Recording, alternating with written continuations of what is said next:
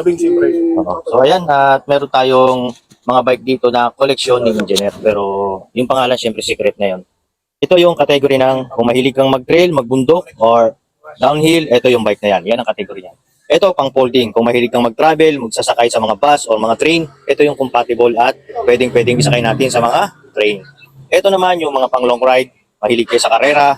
Ito naman yung mga road bike kung tawagin natin. Ayan ang category niya. So mamaya ko na isa-isahin kung ano yung mga tungkulin ng bawat isang bike. Ito naman yung Electra. Ang Electra naman ay makikita nyo doon sa mga ace rides or namamasyal. Unique siya. Oh, pang touring siya. Ayan. Hindi siya mabilis pero relax ka at hindi mananakit ang katawan mo. Ito naman yung road bike siya pero ang pagkakaiba nito, ito ay pang gravel kasi malaki ang gulong. Ibig sabihin lang, malaki ang gulong niya, pang gravel siya, pwede siya sa mga off-roading, malulubak. Ito ang category niya. Pero road bike siya. Ayan. So, Giant naman siya. Ito yung Giant. Punahin na natin yung Giant. Ang Giant, naka-spunk ng stem. So, siguro, sa pamilya ng spunk ng stem, magkano ba ang presyo niyan? 1.5 na kagad yan. Itong Labici na handlebar niya ay titanium. So, tapos, naka-Shimano MT200 na hydraulic. Pero, yung pinakang brake niya sa baba, caliper niya is naka-Shimano Jore LX siya. So, mas upgraded yung baba compared do sa kanyang caliper. Tapos, ang tinidor niya, RockShox yan, Naricon. Ayan. At ang rim set niya ay dyan ka mamamangha, no? Mavic yan na naka-bladed type.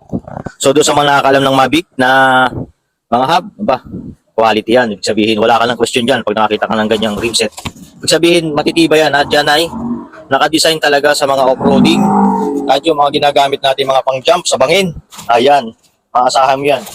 Hindi ka yan masisiraan pero ikaw ang babalibag niyan. So ayan. So yung rotor niya, naka 203 na siya. 203 ibig sabihin, pag nag-203 ka, yung malaking disc yan eh. Sukat yan ng disc. Ibig sabihin ito, kung medyo ang pababa mo eh, medyo naka-level ka na sa 90 to 95 degrees, laglag ka na nun. Pero nagpipreno pa rin yan. Naka-center lock siya. Ayan. Tapos ang kanyang shock is naka-pax float siya. Ayan. Tapos naka-3x siya ng crank. Yung chainring niya, 3x. Ayan. Tapos Shimano yung kanyang FD, yung kanyang RDI Shimano LX Diore. Tapos ang kanyang cogs ay speed siya ng Shimano. So napakaganda ng setup ng bike na to. Pati yung kanyang lock ng set post lock is Giant. At ang pinakamalupit dito, kung kilala nyo si Thompson, hindi ito yung singer, no? Set post yan. Yan. Yung Thompson na kilala ko, si Tom Jones, yung kumakanta ng mga I'm looking. So ayan. So doon sa mga mahilig sa trail, ito na yung perfect para sa inyo. Baka ito para sa inyo talaga itong video na to, no? So, ang presyo nito is 40,000 pero negotiable pa yan. Tawaran nyo, salubungan na lang kayo sa presyo. So, itong pangalawa, ito naman yung folding bike natin. Nagmamalaki dito sa folding bike, no? Itong frame niya. Yung frame niya is Opel, Danger, at ang crank niya is stock rin ng crank niya, no? Same lang sila. Tapos ang kanyang pedal, ito. Di ba? Kilalang pedal yan. Ang kasasabay ng mga Santur. At ang frame niya, ayan may spring siya, may suspension siya. So, easy ride ka dito. Claris ang kanyang hub. Yan ang pinagmamalaki niya. FD rin ang FD niya ay Claris din. Ayan. So, ang ko dito, ang papalitan niya lang dito is tinidor. Tinidor niya kasi is bakal. Pero gumamit siya ng extender para umangat. At gumamit GI na Claris. At naka-dropper handlebar. At dito mo makikita sa bike na to, yung nandito sa Giant, nandito sa kanya, yung nandito sa road bike, nandito sa kanya. At yung nandito dito sa kanyang Electra, nandito rin sa kanya. Kaya kung gusto mong makatipid, bumili ka ng isang bike, nandun na lahat. Full shoes, andyan na. Road bike, nandyan na. Naka-drop bar na siya. Holding bike, nandiyan na rin siya. Pang karera, bakit ko nasabing pwedeng road bike? Ayan, laki ng plato. Pang karera rin talaga yan. So, ayan. Di ba? Hybrid yan. Lahat na, kinuha niya. 11K nga pala ang presyo niya, pero negotiable. Kung kayo mahilig sa folding bike, siguro may unique kang kayo dyan. Dahil saan ka nakakita ng folding bike? Binabali na. May suspension pa. Di ba? Malupit yan. So, dito na tayo sa pinagmamalaki ng lahat daw. Ito yung relay. Ano ba yung relay ba yan? Relay. Oh, rally. Rally yan, rally. Triple carbon na. Mga ka-chickmate, no? Chickmate yan, ayan. Tinidor niya, carbon. Tapos, sa front niya, naka-bladed type siya, ang hub niya. At ang, ano niya, 20 spokes lang. Sa likod is 22 yata. Ito, 24 sa likod. Ang spokes ng kanyang, ano. So, naka-ano siya, naka-U-brake. Caliper siya. Ayan. Oo. Tapos, naka-Shimano Diagra. Shimano Diagra, yung kanyang caliper. Tapos, itong crank niya is Dura Ace. Naka-Shimano siya ng RD 105. 7 speed ang cogs niya. At FD niya is, tingin ko Clarus din to. Yan. So, yan, tingnan niyo lang. FHA carbon ang kanyang set post. At ang kanyang upuan is specialized. Wow. So, napakaganda ng bike nito. So, yan, kung mahilig kayo mga rera, mga remati at mga hamon ng mga mahihina at yung malalakas gusto nyong pahinain, itong bilhin niyo. Carbon yan, magaan at pang karera talaga siya, no? So, yan, doon sa mga gustong magpahina ng malalakas, ito gamitin niyo. Dito ang price nga pala nito is 39,000.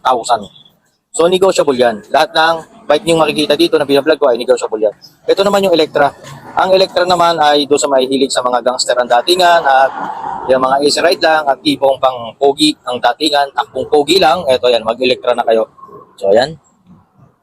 Ang tire niya is naka 2.5, size 26. Tapos ang hub niya sa likod, gumamit siya ng foot brake na hub. So, nag-foot brake kayo at nag-backward kayo, magpe-preno siya doon sa kalaman ng ina. Ang similarity nito kasi ay ang Pixie. Ang Pixie kasi pag kinontra mo, nagpe-preno. Ganon din ang foot brake na hub. Ito ay pag kinontra mo, pe-preno. Pero siya ay nagpe-freewheel. Huwag mo lang iko-kontra. Nagpe-freewheel siya, Pixie hindi. So may mag na rin siyang kasama. At yung upuan niya, ayan. Yung Electra din ang upuan niyan.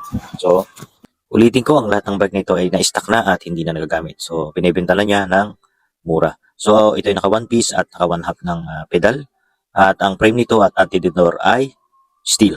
Sa unahan, ang gamit niya ay Shimano na yung dynamo na. So, ito naka-setup na para dito sa ilaw na ito. Makita niyo yan. Kakabit niyo lang yan dyan sa dynamo, iilaw na yan. So, depende na lang sa magsisetup at magkukondisyon ulit ito. So, ayan. Ang presyo nito ay 27,000 pero negotiable yan kung gusto nyong tawaran. So, ito, ang ating pang-lima. Last na bike.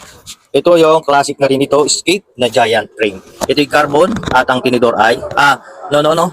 Ito ay alloy ang frame, pero carbon ang port. At carbon din ang drop bar. At ang kanyang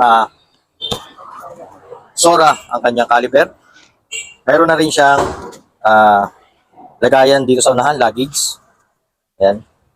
Tapos, sa likod, ito. So, yung hub niya is, I think, mga Shimano na sinauna. Tapos, naka 11 speed siya. Tapos, naka-hon siya ng RD. Naka-weight siya ng pedal. Tapos, naka 3x siya. 3x siya. Ang crank niya is Shimano, I think, Alivio to.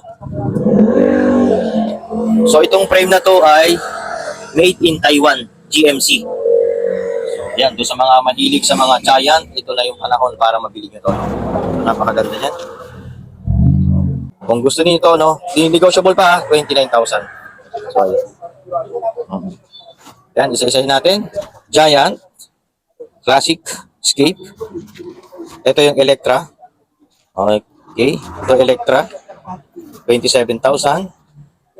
39,000. Auna na lang. Ito po kasi ay pinablog sa akin kasi pinaparas na niya yung mga bike niya. Ras na kasi nanghihinayang siya na naluluma lang. Nakita niyo naman ang mga texture niyan. Puro alikabok. Kung kayo po ay interesado sa mga bike na ito, ay kontakin niyo na lang po ang number na ito na naka-plus sa screen. Thank you.